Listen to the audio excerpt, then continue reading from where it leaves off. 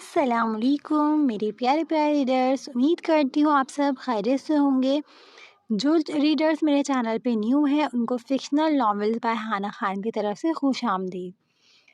Episode کو جانب بڑھنے سے پہلے ایک چھوٹی سی گزارش ہے کہ چینل کو سبسکرائب کر دیں اور ایپیسوڈ کو لائک کر کے اپنا فیوریٹ ڈائلاگ، سین یا کریکٹر مینشن کرنا کمنٹ باکس میں ہرگز مت بھولیے گا۔ ساتھ ساتھ اگر آپ کو میرے وائس کے بیک گراؤنڈ میں کوئی میوزک وغیرہ آواز آ رہی ہے تو اس کے لیے معذرت، کیونکہ آس پاس آج کل بہت ساری شادیاں چل رہی ہیں، تو جو ہے وائس اوور کرنا میرے لیے تھوڑا مشکل ہو رہا ہے، لیکن ادروائز آپ لوگ اگر چاہیں تو میری وائس میوٹ کر سکتے ہیں۔ تو چلتے ہیں آج کے ایپیسوڈ کی جانب۔ طلبگار عشقم از قلم ہانا خان، قسط نمبر 16۔ یزدان خانزادہ کے مسکرانے پر غازیان اور شہروز نے لب بیچے اور خاموشی سے اس کی بات سنی، کیونکہ اس وقت یزدان کے ہونٹوں پر تو ہلکی سی مسکراہٹ تھی، مگر سرمئی آنکھوں میں درد کی گہری نمک تھی اور چہرے پہ گہرا کرب چھایا تھا۔ 3 سال پہلے اس وقت رات کے 12 بج رہے تھے جب یزدان کے کمرے کے ٹیرس پر کھڑا سگریٹ کے کش لے رہا تھا، جب بے اختیار اس کو اب اس نازک حسین جادوگرنی کا خیال آیا۔ اوہو، محترمہ نے تو پروپوزل سننے کے بعد ابھی تک کوئی جواب ہی نہیں دیا، حالانکہ یہ محترمہ اپنے بابا کے واپس آنے کے بارے میں بتانا چاہتی تھی، اور اب 1 ہفتہ گزر گیا، جناب کو ابھی تک خیال ہی نہیں آیا۔ چت چت چت۔ یزدان خانزادہ، کیا فائدہ تیری اتنی چارمنگ پرسنالٹی کا؟ ایک لڑکی تجھے لفٹ ہی نہیں کروا رہی جس پر تو اپنا دل ہار بیٹھا ہے۔ یزدان نے خود کو مصنوعی سا دپٹتے ہوئے خود کے عکس کو دیکھا جو گلاس وال میں ہلکا سا نظر آ رہا تھا، پھر اپنی سرمئی آنکھوں کو چھوٹا کر کے موبائل کی اسکرین کو گھورا اور پھر شرارتی سی ہنس دیا۔ میڈم، آپ کا پالا ایک ضدی خان سے پڑا ہے اور آپ کو کوئی حق نہیں ہے یزدان خانزادہ کو امید دلا کر اگنور کرنے کا۔ نو نیور میری حسین جادوگرنی۔ یزدان نے آنکھیں اچکا کر بے دھڑک دوسرے ہی لمحے آئلہ کے نمبر پر کال گھما دی اور دوسری طرف سے فون اٹھانے کا انتظار کرنے لگا۔ ایک بار کال جاتی رہی، پھر کٹ گئی، مگر یزدان خانزادہ تو پھر یزدان ہی تھا۔ اس نے جب تک کال ملائی جب تک سامنے سے اٹھا لی نہیں گئی۔ ہیلو، سامنے سے آئلہ کی نیند میں ڈوبی ہوئی بیزار سی آواز گونجی، جس پر یزدان نے آنکھیں میچ کر اپنے ہونٹ دانتوں تلے دبائے اور اپنے کمرے میں جھانک کر گھڑی میں وقت دیکھا جس میں رات کے 12 بج رہے تھے۔ یزدان نے اپنے بے ترتیب سے بال درست کرے۔ السلام علیکم۔ دوسری طرف یزدان کی بھاری خوبصورت آواز پر ایک لمحے کے لیے سکتہ چھا گیا ہو جیسے یزدان کو لگا شاید لائن ڈراپ ہو گئی ہے، جس پر اس نے فون کان سے ہٹا کر آنکھوں کے سامنے کر کے موبائل کو گھورا، مگر لائن کٹ نہیں ہوئی تھی۔ دوسری طرف موجود نازک وجود سکتے میں جا چکا تھا۔ شاید یزدان نے اپنا امڑتا ہوا قہقہ ضبط کیا۔ آپ کو میرا نمبر کہاں سے ملا؟ دوسری طرف سے آئلہ کی حیرت بھری آواز سنائی دی، جس پر یزدان نے فخریہ انداز میں آئیبرو چکائی۔ یہ چھوڑے آئلہ بخش کہ مجھے آپ کا نمبر کہاں سے ملا، مجھے یہ بتائیں کہ آپ مجھے کال کر کے اپنے بابا کی واپسی کے بارے میں بتانے والی تھیں کہ وہ کب آ رہے ہیں، اور آپ نے بتایا نہیں، تو میں نے سوچا میں خود ہی پوچھ لیتا ہوں۔ یزدان نے شرارتی لہجے میں آواز کو سنجیدہ بناتے ہوئے کہا۔ میں آپ کو کال کرنے ہی والی تھی خان۔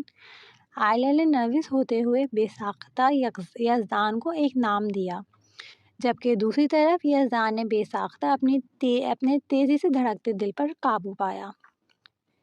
کب بتانے والی تھیں آپ؟ مس آئلہ، 1 ہفتہ تو ہو گیا تھا۔ اگر آج بھی میں آپ کو کال نہیں کرتا تو آپ نے تو مجھے کال کرنا ہی نہیں تھا، یزدان نے مصنوعی سنجیدگی سے ناراضگی سے کہا۔ نہیں ایسا نہیں ہے، میں آپ کو کال کرنے ہی والی تھی، آئلہ نے نم آواز میں کہا۔ آئلہ کو پریشانی سے نروس ہوتے دیکھ کر یزدان نے فوراً سے اپنا لہجہ اور انداز درست کیا اور نرمی سے گویا ہوا۔ اچھا آپ پریشان نہ ہو، میں مذاق کر رہا تھا۔ آئلہ اچھا اب مجھے بتائیں کب آئیں گے آپ کے فادر پاکستان؟ یزدان نے لہجے کو نرم بنا کر آئلہ سے اپنے مطلب کا سوال پوچھا، جس پر کچھ دیر کی خاموشی کے بعد آئلہ کی ہلکی سی نرم آواز سنائی دی۔ بابا جان کو واپس آنے میں تقریباً 6 مہینے لگیں گے، وہ کسی پروجیکٹ کی وجہ سے لندن گئے ہوئے ہیں۔ آئلہ کی نرم آواز میں پوری بات سن کر یزدان نے اپنی آنکھیں میچیں۔ وہ جتنا جلدی سب کچھ کرنا چاہتا تھا اتنا ہی سب کچھ ڈیلے ہو رہا تھا۔ اچھا ٹھیک ہے، آپ پریشان نہ ہو آئلہ، میں انتظار کر لوں گا۔ آپ اپنا خیال رکھیں اور جب بھی آپ کو میری ضرورت ہو بلا جھجک مجھے کال کر لیجیے گا، اوکے؟ یزدان نے بات ختم کر کے اپنی بات کی تائید چاہی، جس پر ہولے سے آئلہ نے ہاں میں جواب دیا تو یزدان نے اپنی بے قرار دل کو ڈپٹتے ہوئے اللہ حافظ کہہ کر کال کٹ کر دی۔ پھر سے یہ سلسلہ ایسے ہی چلتا رہا۔ یزدان ہر وقت آئلہ کے آس پاس رہنے لگا، اسے ضرورت ہو یا نہ ہو یزدان نے آئلہ کی حفاظت کرنا خود پر فرض سمجھ لیا۔ فون کرتا بھی تو خیریت دریافت کر کے رکھ دیتا اور اس کی یہی عادت آہستہ آہستہ آئلہ کے دل میں جگہ بناتی چلی گئی۔ پھر ایک وقت آیا جب آئلہ پوری طرح سے یزدان خانزادہ پر بھروسہ کرنے لگی، اور کوئی بھی مرد کسی عورت تک رسائی تب تک حاصل نہیں کر سکتا جب تک وہ عورت اس پر بھروسہ کر کے خود تک رسائی نہ دے دے۔ پھر آہستہ آہستہ آئلہ کے لیے اپنے بابا کے بعد سب سے محفوظ پناہ گاہ یزدان خانزادہ بن گیا، اور یزدان خانزادہ بھی جلد اس بات سے واقف ہو گیا۔ پھر کب دن ہفتوں میں اور کب ہفتے مہینوں میں گزرے پتہ ہی نہیں چلا۔ یزدان تو آئلہ کے پیچھے دیوانہ تھا ہی، اب آئلہ بخش بھی یزدان کے پیچھے دیوانی ہو گئی۔ وہ دن کو رات کہتا تو رات سمجھتی، رات کو دن کہتا تو دن۔ دونوں کی دیوانگی بھری محبت آہستہ آہستہ پروان چڑھنے لگی، لیکن وہ دونوں ہی اپنی حدود سے اچھی طرح واقف تھے۔ اصل طوفان تو تب آیا جب آئلہ اور یزدان اس وقت ایک ریسٹورنٹ میں بیٹھے تھے اور آئلہ کی آنکھیں کچھ نم سی تھیں۔ یار آپ رونا تو بند کریں، میں وعدہ کرتا ہوں میں جلدی آ جاؤں گا۔ آپ کو بتایا تھا نا داجی غازی کے جانے کے بعد تھوڑے حساس سے ہو گئے ہیں، وہ مجھے یاد کر رہے ہیں، بس مجھے تھوڑے ہی دن لگیں گے، میں واپس آ جاؤں گا۔ پھر آپ کے فادر بھی تو واپس آنے والے ہیں اور مجھے آپ کے گھر رشتہ بھی لے کر آنا ہے، اس کے لیے مجھے سوات جا کر سب کو بتانا ہی بھی تو ہوگا کہ میں اپنے لیے ہونے والی مسز یزدان خانزادہ کو پسند کر چکا ہوں۔ آئلہ کی چاکلیٹ براؤن آنکھوں میں آنسو چمکتے دیکھ یزدان نے اسے پیار سے سمجھایا۔ وہ کچھ ہی وقت میں یزدان سے بہت زیادہ اٹیچ ہو گئی تھی، شاید اس لیے کہ یزدان کے لہجے میں اس نے سب سے زیادہ اپنے لیے احترام اور عزت محسوس کی تھی، اور ایک عورت کے لیے محبت سے زیادہ عزت اہمیت رکھتی ہے۔ یزدان نے شروع کی بات پیار اور نرمی سے کہہ کر آخر میں شرارتی لہجے میں کہا، جس پر نہ چاہتے ہوئے بھی آئلہ سرخ گلاب ہوئی۔ اچھا آپ شرمانا بند کریں یار، پہلے ہی بندہ آپ کے عشق میں بری طرح گرفتار ہے، آپ کیا چاہتی ہیں بھائی مجھ سے؟ یزدان نے ایک بار پھر فدا انداز میں شرارتی لہجے میں کہا، جس پر اس بار آئلہ خود بھی بھیگا سا مسکرا دی۔ پتہ نہیں کیوں خان، مگر میرا دل گھبرا رہا ہے، مجھے لگ رہا ہے کچھ برا ہونے والا۔ آپ کو پتہ ہے آج کل مجھے خواب بھی بہت عجیب عجیب سے آتے ہیں، ایک تو بابا جان بھی ابھی تک نہیں آئے، اوپر سے آپ بھی جانے کی بات کر رہے ہیں، میں اکیلی ہو جاؤں گی۔ آئلہ نے نم لہجے میں اپنے دلی خدشات اور خوف یزدان کے گوش گزار کیے، جس پر یزدان نے سختی سے اپنے ہونٹ بھینچے۔ میرا بچہ پریشان نہیں ہو، میں یوں جاؤں گا اور یوں واپس آ جاؤں گا، اور پکا وعدہ اس بار پورے حق سے آپ کو اپنے نام کے ساتھ جوڑ کر اپنے ساتھ لے جاؤں گا۔ ابھی تھوڑا سا دل مضبوط کر لو میرا بچہ۔ یزدان نے پریشانی سے آئلہ کو ایک بار پھر سمجھانے کی کوشش کی۔ اس کا سوات جانا بہت ضروری تھا۔ پچھلے کچھ مہینوں سے وہ سوات نہیں گیا تھا۔ آئلہ کی وجہ سے اس کے دل نے ہی اس نازک جان کو تنہا چھوڑ کر جانے کی اجازت نہیں دی تھی۔ دل تو ابھی بھی اس حق میں نہیں تھا، مگر اب مجبوری تھی، جانا ضروری تھا۔ یزدان کو پریشان ہوتے دیکھ آئلہ نے اپنی نم آنکھوں کو صاف کیا اور زبردستی کی مسکراہٹ ہونٹوں پر سجا کر یزدان کی جانب دیکھا، جیسے اسی تسلی کروانا چاہتی ہو کہ اب وہ ٹھیک ہے۔ اچھا، آپ پریشان مت ہو خان، خیر سے جائیں خیر سے آئیں، میں انتظار کروں گی آپ کا، آئلہ نے مسکراتے ہوئے کہا، جس پر یزدان بھی پھیکا سا مسکرا دیا۔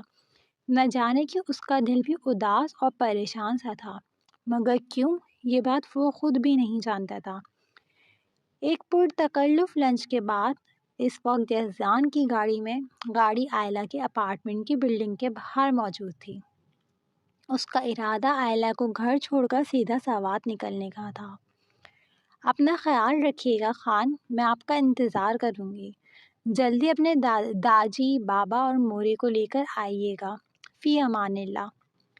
آئلہ نے مسکراتے ہوئے یزدان کو الوداع کہا اور دوسری طرف یزدان لاکھ اس کو سینے سے لگا کر ماتھا چومنے کی خواہش دل میں دباتے الوداع کہہ کر اپنی بلیک لینڈ کروزر آگے بڑھا گیا۔ وہ ابھی اس نازک جان پر کوئی حق نہیں رکھتا تھا۔ دونوں نے ایک دوسرے کو الوداع تو کہہ دیا تھا، مگر یہ جانے بغیر کہ ان کی قسمت میں ہجر اور نارسائی کا غم لکھا جا چکا ہے اور انہوں نے سالوں اس ادھورے عشق کی آگ میں جلنا ہے۔ کچھ تو ہوا بھی سرد تھی، کچھ تھا تیرا خیال بھی، دل کو خوشی کے ساتھ ساتھ ہوتا رہا ملال بھی، بات وہ آدھی رات کی، رات وہ پورے چاند کی، چاند بھی عین چیت کا، اس پر تیرا جمال بھی، سب سے نظر بچا کے وہ مجھ کو یوں دیکھتا رہا، آنکھ میں جیسے آ گیا سارا جہان حال بھی، پھول کھلے تھے ہر طرف، موسم تھا دل فریب سا، پھر بھی نہ جانے کیوں لگا شہر تیرا ویران بھی۔ دوسری طرف خان حویلی کے کارپورچ میں ایک ساتھ 3 گاڑیاں آ کر رکیں، جن کو کھلے دل سے خوش آمدید داجی نے کہا۔ یہ اور کوئی نہیں بلکہ داجی کے بچپن کے پرانے دوست یحییٰ گردیزی تھے، جو کافی سالوں بعد اپنے بیٹے، بہو اور پوتا پوتی کے ساتھ سوات لوٹے تھے۔ پھر کیا تھا، خاقان خانزادہ کی ضد پر ان کی حویلی ہی چلے آئے، تاکہ سوات کی خوبصورتی کے ساتھ ساتھ کچھ وقت اپنے پرانے دوست کے ساتھ بھی گزار لیں۔ اور کچھ یحییٰ گردیزی کا ایک خاص مقصد بھی تھا۔ یحییٰ گردیزی کو خاقان خانزادہ نے خود حویلی کے داخلی دروازے سے بھرپور گرم جوشی سے خوش آمدید کہا، اور اب سب لوگ اس وقت خان حویلی کے پرآسائش لانچ میں بیٹھے باتوں میں مشغول تھے۔ بھابی سائیں، آپ کیسی ہیں؟ طبیعت ٹھیک ہے آپ کی؟ یحییٰ گردیزی نے احترام سے سریہ بیگم کو مخاطب کیا، جس پر انہوں نے ہولے سے سر کو جنبش دی۔ خاقان خانزادہ نے مہمانوں کو الگ الگ بٹھانے کے بجائے لاؤنج میں ہی بٹھایا تھا، کیونکہ گردیزی صاحب ان کے پرانے دوست تھے اور انہیں مہمانوں کی طرح ٹریٹ کرنا خاقان خانزادہ کو کچھ بہتر نہیں لگا۔ جی بالکل بھائی صاحب، ہم بالکل ٹھیک ہیں، آپ سنائیں، آپ تو ایسے سوال چھوڑ کر گئے کہ پلٹ کر ہی نہیں دیکھا۔ سریہ بیگم کی بات پر مسٹر گردیزی اور ان کی اہلیہ کے ساتھ ساتھ بہو اور بیٹا بھی مسکرا دیے۔ بس کیا کرے بھابی سائیں، شہر کی ہوا لگ گئی، زندگی کی مصروفیات نے اس قدر گہرا کہ وہیں کے ہو کے رہ گئے اور واپس اپنے سرزمین اور مٹی میں آنا ہی بھول گئے۔ لیکن آج ہمارے یہاں آنے کا مقصد کچھ خاص ہے۔ ہم نے سوچا کہ کیوں نہ بچے ہمارا آبائی علاقہ اور روایت بھی دیکھ لیں گے اور ہم جس مقصد کے لیے آئے ہیں وہ بھی پورا ہو جائے گا۔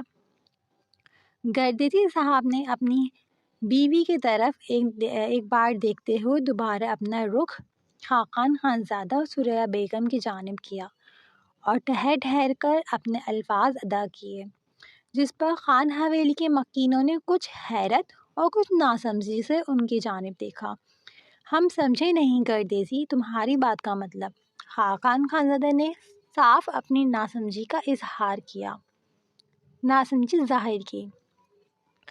خاقان دیکھ میرے یار، مجھے پشمینہ کا سن کر بہت افسوس ہوا، لیکن جو قسمت میں لکھا جا چکا تھا اس کے لیے ہم کیا ہی کر سکتے ہیں۔ اتنی چھوٹی سی عمر میں اس نے بہت کچھ سہ لیا تھا۔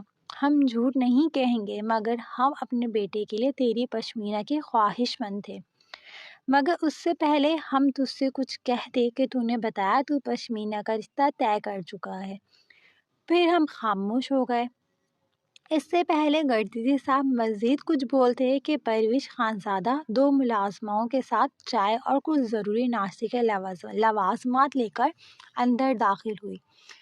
پرویز کو دیکھتے ہی گردیزی صاحب کی فیملی دنگ رہ گئے، جبکہ گردیزی صاحب کے پوتے 29 سالہ طلحہ کی آنکھیں پری کے چہرے سے ہٹنے سے انکاری تھیں، جبکہ گردیزی صاحب کی اہلیہ اور بہو کے منہ سے بے ساختہ ماشاء اللہ نکلا۔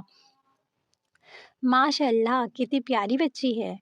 مسز یحییٰ نے بے ساختہ پری کی بالائیں لیں اور اسے اپنے پاس بلایا، جس پر ایک نظر پری نے اپنی نانو جان کی جانب دیکھا۔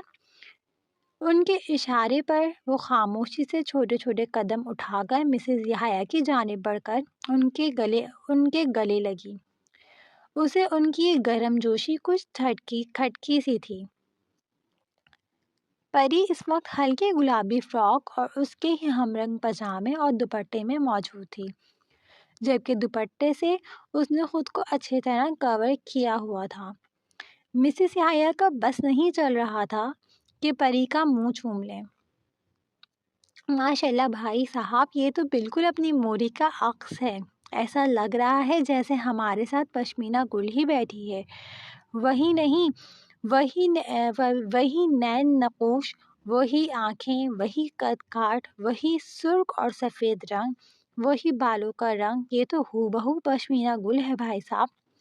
مسز یحییٰ نے پری پر نہال ہوتے ہوئے خاقان خانزادہ سے کہا، جس پر وہ ہولے سے مسکرا دیے۔ انہیں پرویز اس لیے بھی اتنی عزیز تھی کہ وہ ان کی لاڈلی بیٹی کی پرچھائی تھی، جبکہ اپنی موری کے ذکر پر پری کی آنکھیں نم ہوئیں۔ دیکھ خاقان، اب تو میں سیدھی بات کروں گا، تو مجھے پرویز اور غازیان کے بارے میں سب بتا چکا ہے، یہ بھی کہ غازیان رشتہ ختم کرنا چاہتا ہے، تو میں مزید دیر نہیں کروں گا۔ پہلے بھی میرے دیر کرنے کی وجہ سے ہی ہم خالی ہاتھ رہ گئے تھے، مگر اب مجھے پوری امید ہے میرا یار مجھے خالی ہاتھ نہیں بھیجے گا۔ میرا پوتا تیرے سامنے ہے، میرا سب کچھ میرے پوتے کا ہی ہے، اور ویسے بھی میرا پوتا بہت محنتی ہے۔ تو مجھے اپنے پوتے کے لیے تیری نواسی پسند ہے۔ ہمیں کوئی فرق نہیں پڑتا کہ پرویز کا پاس کیا ہے، یا اس کا نکاح غازیان کے ساتھ کب اور کیسے حالات میں ہوا، یا غازیان یہ نکاح کیوں ختم کرنا چاہتا ہے۔ بس ہم اتنا جانتے ہیں کہ تیرا پوتا اس بچی سے اپنا رشتہ ختم کرنا چاہتا ہے، تو بس بات ختم۔ ہمیں تیری نواسی اپنے پوتے کے لیے چاہیے ہے۔ پرویز جو اپنے نانا کو اپنے دوست کو اس کے اور غازیان کے بارے میں سب کچھ بتانے پر شگفتِ بھری نگاہوں سے دیکھ رہی تھی، یحییٰ گردیزی کی پوری بات سن کر اس کا چہرہ لٹھے کی مانند سفید پڑا۔ غازیان سے دستبردار ہونے کے لیے بولنا آسان تھا، مگر اصل میں دستبردار ہونا ایک ٹوٹے پل پر چڑھنے کے مترادف تھا، جس کے دونوں اطراف میں گہری کھائی تھی، جبکہ غازیان کی جگہ کسی اور کو سوچنا بھی موت کے مترادف تھا۔ پری کو اپنے وجود سے جان نکلتی محسوس ہوئی، سامنے بیٹھے شخص کی نگاہیں اپنے آر پار ہوتی محسوس ہوئیں۔ اس کا بس نہ چلا کہ ابھی یہاں سے غائب ہو جائے۔ ابھی کوئی مزید کچھ بولتا کہ لاؤنج کے دروازے کے پاس رکھا نازک سے شیشے کی میز، جس پر خوبصورت سے کرسٹل کے واز رکھے تھے، ایک جھٹکے سے جھناکے کی آواز پر ٹوٹنے پر لاؤنج میں شدید ارتعاش پھیلا، جس پر سب نے چونک کر دروازے کی جانب دیکھا، جہاں غازیان خانزادہ غصے سے پھولتی رگوں اور خون اتری آنکھوں سے کھڑا تھا، جبکہ اس کے پیچھے ہی یزدان، زیان، دائس اور شہروز کھڑے تھے۔ ان سب کے چہرے پر شدید پریشانی اور ناگواری تھی۔ ابھی یزدان اپنے اور آئلہ کے بارے میں مزید کچھ بتاتا کہ دائس خانزادہ چڑھتے ہوئے اور زیان خانزادہ کہکہ لگاتے ہوئے جم کا گلاس ڈور کھولتے ہوئے اندر داخل ہوئے۔ دونوں کو دیکھتے ہوئے یزدان نے اپنی سرخ ہوتی نم آنکھوں کو فوراً اپنی انگلیوں سے مسلا، جبکہ زیان کے مسلسل کہکے لگانے پر اور دائس کے منہ پھلا کر شکایتی نظروں سے غازیان کی جانب دیکھنے پر غازیان نے زیان کو گھوڑی سے نواز کر تنبیہ کی، جس پر زیان عادتاً اپنے بالوں میں ہاتھ پھیر کر اپنا کہکہ ضبط کر گیا۔ کیوں بتی سی بند نہیں ہو رہی تمہاری؟ کیا کیا ہے تم نے میرے لاڈلے کے ساتھ؟ غازیان نے اپنی سبز آنکھوں کو اچکا کر سوالیہ نظروں سے زیان کی جانب دیکھا، جس پر ایک بار پھر زیان کا چھت پھاڑ کہکہ جم کی خاموش فضا میں گونجا۔ کچھ نہیں لالا، آج آپ کا چہیتا بری طرح ہار چکا ہے، اس لیے رونے ڈال رہا ہے، زیان نے کہکہ لگاتے ہوئے یزدان کے پاس بینچ پر لیٹتے سر اس کی گود میں رکھتے ہوئے کہا، جس پر یزدان بھی اپنے تاثرات پر قابو پا کر مسکرا دیا۔ غازی لالا، انہوں نے یقیناً چیٹنگ کی تھی، میں یقین سے کہہ سکتا ہوں، ورنہ دی گریٹ دائس خانزادہ کو گھڑ سواری اور کار ریسنگ میں ہرانا آسان بات ہے کیا؟ آج تک مجھے یزدان لالا نہیں ہرا سکے تو یہ کیسے ہرا سکتے ہیں؟ دائس نے نروٹھے پن سے غازیان سے زیان کی شکایت لگائی، جس پر جہاں غازیان نے ہنسی ضبط کر کے زیان کو گھورا، وہیں اب کی بار شہروز کا کیکا جم میں گونجا، جس پر غازیان اور دائس نے غصے سے شہروز کو گھورا۔ لالا، مجھے آپ کے یہ محبوبہ بالکل پسند نہیں ہے، دیکھیں آپ کے چھوٹے سے بیبی کا مذاق اڑا رہی ہیں۔ شہروز کو خود پر ہنستے دیکھ دائس نے یزدان سے شہروز کی شکایت لگانا ضروری سمجھی اور بینچ پر جا کر یزدان سے چپک کر بیٹھ گیا۔ اسے اس وقت زیان اور شہروز زہر سے بھی زیادہ برے لگ رہے تھے، جبکہ دائس کا خود کو چھوٹا سا بیبی کہنے پر یزدان کے ساتھ ساتھ باقی تینوں نے بھی دائس کو سر سے پیٹ تک گھورا۔ وہ کہیں سے بھی یزدان کا چھوٹا سا بیبی نہیں لگ رہا تھا۔ سب کو اپنی طرف حیرانگی سے دیکھتا پا کر دائس میچنی سی ہنسی ہنس دیا، جس پر سب نے تعصب سے سر جھٹکا۔ لالا کے چھوٹے سے بیبی، لالا جان بوجھ کر ہارتے آئے ہیں تجھ سے، ورنہ تو اور لالا کو گھڑ سواری میں ہرا دے۔ امپاسبل۔ زیان نے ہنستے ہوئے دائس کو آئینہ دکھایا، جو کب سے بلا وجہ کا ایٹیٹیوڈ دکھا رہا تھا، جبکہ دوسری طرف دائس اچھی طرح جانتا تھا کہ بچپن سے ہی یزدان اور غازیان اس سے خوشی خوشی ہارتے آئے ہیں۔ ہارتا تو زیان بھی تھا، مگر آج جان بوجھ کر جیتا تھا تاکہ دائس کو چڑھا سکے۔ خان حویلی کے چاروں ہی سپرد گھڑ سواری میں ماہر تھے۔ اس سے پہلے دائس مزید کچھ کہتا کہ زیان نے ٹوک دیا، لالا یہ حویلی میں کون آیا ہے؟ ایک ساتھ 3-4 گاڑیاں میں نے حویلی میں داخل ہوتی دیکھی تھی۔ زیان نے یزدان کی گود سے سر ہٹا کر اٹھ کر بیٹھتے سوالیہ نظروں سے یزدان کی جانب دیکھا، جس پر یزدان نے بھی کچھ ناسمجھی کا اظہار کیا۔ مجھے نہیں معلوم کون آیا ہے، یزدان نے ناسمجھی سے کہا، جس پر غازیان نے یزدان کی جانب اس کی شرٹ اچھالی اور خود اپنی گرے ٹی شرٹ زپ تن کی۔ چلو چل کر دیکھتے ہیں۔ غازیان کے دل میں نہ جانے کیا سمائی کہ اس نے تیزی سے اپنے قدم باہر کی جانب بڑھائے، جبکہ اس کو تیزی سے باہر کی جانب بڑھتے دیکھ باقی سب نے بھی اس کی قدموں کی تقلید کی۔ ابھی غازیان اور باقی سب لاؤنج کے دروازے پر پہنچے ہی تھے کہ گردیری صاحب کی لاؤنج میں گونجتی ہوئی آواز نے غازیان خانزادہ کے سینے میں بھپڑ سے جلائے۔ اس کا روم روم ایک اندھے کی آگ میں جھلس اٹھا، جبکہ سبز آنکھوں میں لہو اترا اور پورے وجود کی نیلی رگیں ابھرنے لگیں، جو اس کے شدید غصے کی نشاندہی کرنے کے لیے کافی تھیں، جبکہ پورا چہرہ اس وقت اشتعال کے مارے شدید سرخ تھا۔ غازیان نے شدید غصے میں سامنے موجود نازک سی کانچ کی ٹیبل پر پوری قوت سے لات ماری، جس کے باعث پرسکون ماحول میں ارتعاش پیدا ہوا، جبکہ خوبصورت سے کرسٹل کے شو پیس دور تک جا گرے۔ اس کی ہی حویلی میں اس کے ہی نکاح میں موجود عورت کے رشتہ لایا جا رہا تھا اور رشتہ لانے والے صحیح سلامت بیٹھے تھے۔ اس کا دل کیا ایک ایک وجود کو آگ لگا دے اور سامنے بیٹھے شخص کی دونوں آنکھیں نوچ ڈالے جو مسلسل اس کی ملکیت پہ جمی تھیں۔ ایک جھٹکے سے چھناکی کی آواز پر کچھ ٹوٹنے پر سب نے چونک کر دروازے کی جانب دیکھا، جہاں غازیان خانزادہ غصے سے پھولتی رگوں اور خون اتری آنکھوں سے کھڑا تھا، جبکہ اس کی نگاہیں اس نازک وجود پر جمی تھیں جو آج بھی گلاب کی مانند ہی مہک رہی تھی۔ اس کے پیچھے ہی یزدان، ذیان، دائس اور شہروز کھڑے تھے۔ ان سب کے چہرے پر شدید پریشانی اور ناگواری کے تاثرات چھائے تھے۔ غازیان غصے سے آگے کی جانب بڑھتے دیکھ یزدان نے فوراً سے اسے روکا۔